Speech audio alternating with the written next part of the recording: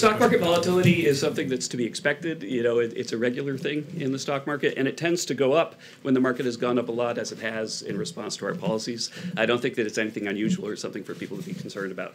Thanks, Kevin. Moving on, as he's talked about strengthening background checks, right, with an emphasis on mental health. He's also talked about raising the age for some gun sales. He's talked about ending bump stocks, the sale of bump stocks. And, you know, there's also state laws that have been on the books and that we're continuing to look at. So right now we're in a listening phase. I wouldn't say that we are or aren't going to propose something that is as specific as legislative language. Incredibly constructive conversation.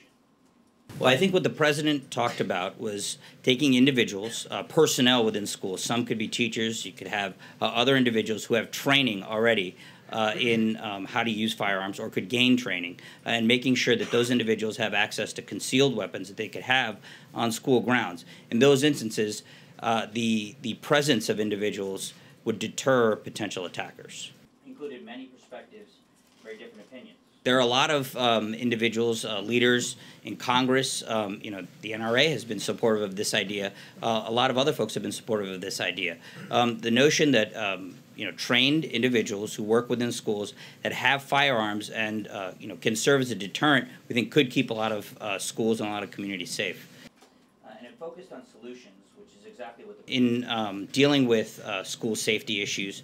We don't expect to agree with the NRA on every single issue.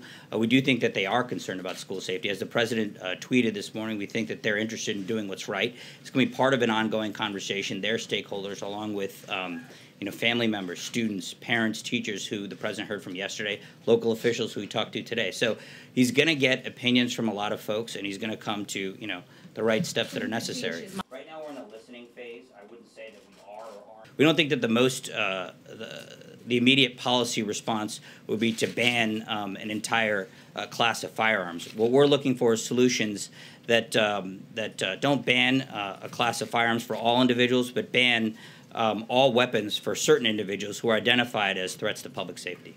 The DOJ on bump stocks, but I don't think that.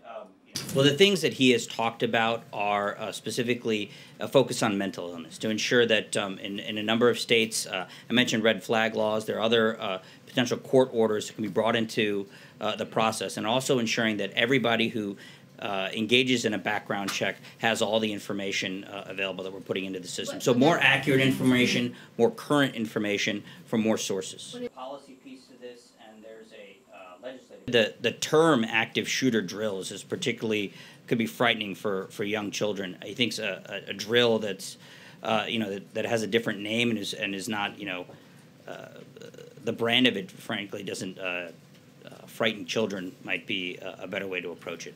Lily, do the drills, but just don't call them active shooter drills. Is that what you're saying? Yeah, I think safety drills, which help in these types of situations, would be more appropriate. The term active shooter drill for a young child could be very frightening.